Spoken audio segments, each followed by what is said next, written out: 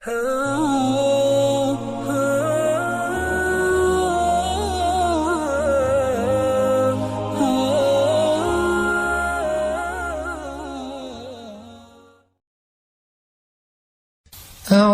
بالله من الشيطان الرجيم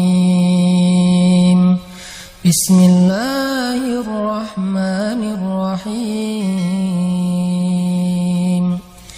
فقلت استغفروا ربكم إنه كان غفارا يرسل السماء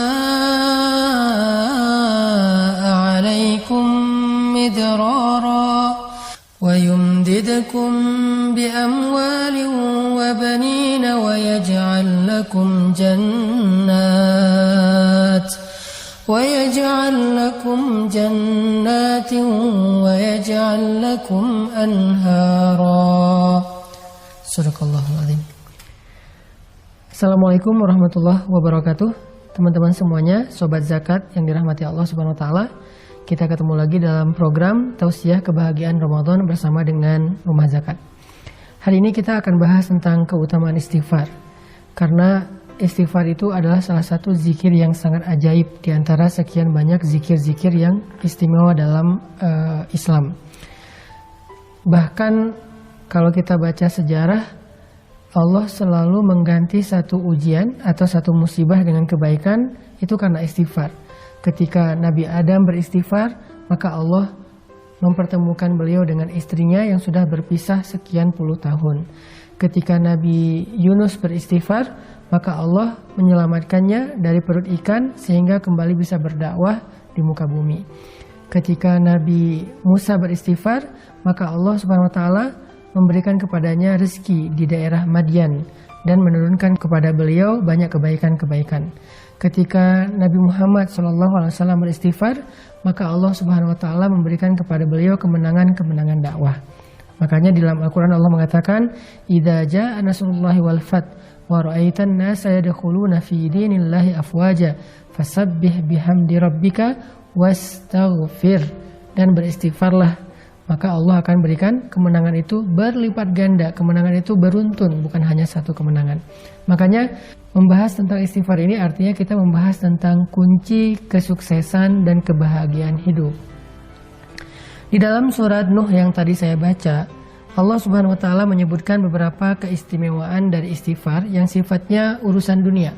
Karena amal soleh dalam Islam itu selalu berdampak dunia dan akhirat, bukan hanya akhirat.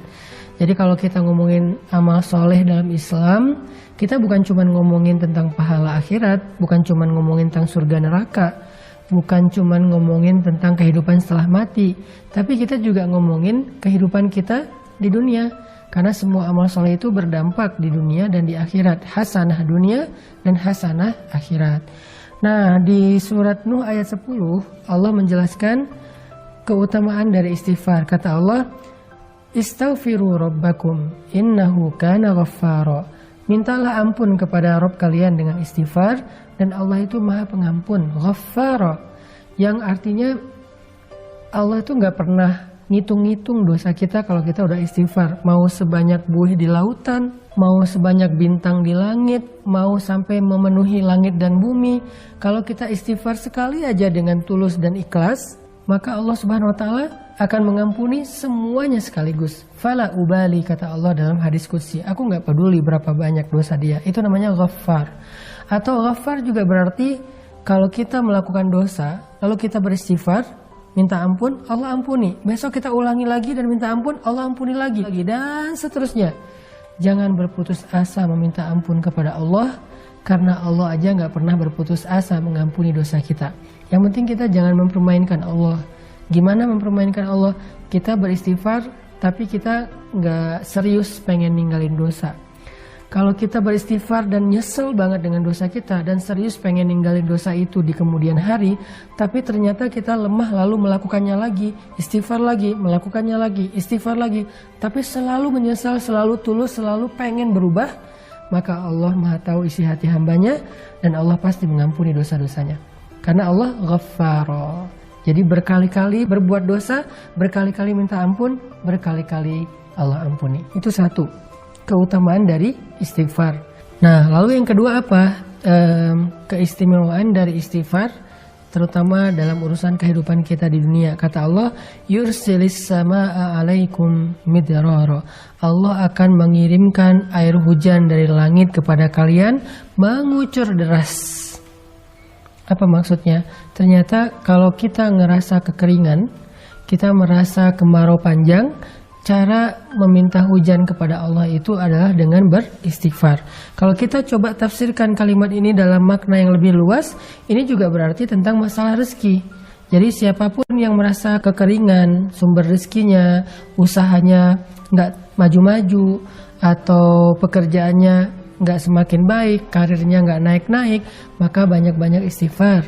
Sehingga Allah akan mengutus rezeki kepada kita. Yursil, Allah yang akan mengirimkan rezeki itu kepada kita. Bukan kita yang mengejarnya, tapi rezeki yang mengejar kita. Keren ya? Jadi orang yang rajin istighfar, rezeki akan mengejar dia, akan mendatangi dia. Bukan dia yang mendatangi rezeki. Karena kalimat ayatnya, yursilis samaa alaikum midrara. Akan dikirimkan oleh Allah hujan dari langit kepada kalian secara deras, mengucur deras. Jadi rezeki itu datang kepada kita tuh ngucur deras seperti air hujan. Kebayang nggak jumlah air hujan? Bukan setetes dua tetes, ngucur deras sampai bahkan kadang-kadang saking derasnya dan nggak ketampung banjir di mana-mana. Seperti itulah rezeki yang akan datang kepada orang yang rajin istighfar. Bukan dicari, tapi dia yang mencari. Terus apalagi? Wa yumdidukum bi amwalin. Lalu Allah akan madat itu menjulurkan, madad itu memberikan. Allah akan menjadikan harta kalian itu turun-temurun. Kalau bahasa kita, wa yumdidukum bi amwal, Allah akan berikan kepada kalian harta, tapi dengan bahasa bukan wa yurzukum, tapi yumdidukum. Allah akan berikan harta kalian itu bisa bermanfaat dalam waktu yang lama, dalam waktu yang panjang. Artinya kayak 7 turunan kalau bahasa yang sering kita dengar ya. Ternyata orang yang rajin istighfar, hartanya akan bermanfaat sampai 7 turunan, sampai anak-anak cucunya. Dan dia akan bisa menikmati harta itu dalam waktu yang lama. Ada orang yang dikasih harta sebentar, habis, kemudian dia akan lapar dalam waktu yang lama. Tapi orang yang rajin istighfar, gak kayak gitu. Allah yang akan mendatangkan, Allah yang akan menghantarkan. Atau juga bisa ditafsirkan kata ulama, yumdidukum itu Allah sendiri dengan tangannya mengantarkan harta itu ke rumah kita. Kemudian, wabanin wa yaj'al lakum jannat wa yaj'al lakum anhara. Allah akan berikan keturunan. Nah, ini buat yang masih jomblo nih. Karena ngomongin keturunan juga berarti ngomongin pasangan, satu paket ya. Yang masih gersang jodohnya, gak ketahuan di mana, atau selalu ngelihat orang lain akad nikah, selalu hadir di acara temennya yang wedding, tapi dia gak pernah bikin acara sendiri. Atau yang udah nikah tapi belum diberikan karunia anak, atau yang udah diberikan anak tetapi masih ingin nambah karena semakin banyak anak mungkin semakin seru di rumah tangganya, rame. Nah, rahasianya adalah istighfar. Banyakin istighfar. Dan Allah punya cara sendiri untuk memberikan apa yang Allah janjikan. Yang penting kita gak boleh ragu kepada janji Allah Subhanahu wa Ta'ala. Coba istighfar. Ya Allah, saya kayaknya udah siap untuk nikah nih. Tahun ini kayaknya harus jadi Ramadan terakhir saya sahur sendiri. Istighfarin aja 1 bulan. Siapa tahu belum beres Ramadan juga udah nikah temennya, bukan kita. Atau mudah-mudahan kita, atau tahun depannya, atau Allah lebih tahu kapan itu. Yang jelas istighfar. Kemudian wa yaj'al lakum jannatin wa yaj'al lakum anhara. Allah berikan kepada kalian kebun-kebun, Allah berikan bagi kalian sungai-sungai yang mengalir. Maksudnya apa sih? Kehidupan yang layak. Karena kebun dan sungai ini dalam konteks ayat ketika dia turun di zaman dulu, itu artinya kelayakan hidup. Punya rumah yang nyaman, punya lingkungan yang nyaman, punya keluarga yang nyaman, yang bahagia, punya harta yang terus mengalir, punya pekerjaan yang baik, punya kehidupan yang sempurna, yang semua orang akan merasa iri kepada dia. Ternyata rahasianya cuma satu dari semua kebaikan dunia ini, istighfar. Makanya Allah mengatakan fakultustaghfiru rabbakum. Ada juga ulama yang mengatakan arti yursilis sama alaikum midrara. Allah berikan kepada kalian air hujan secara mengucur deras.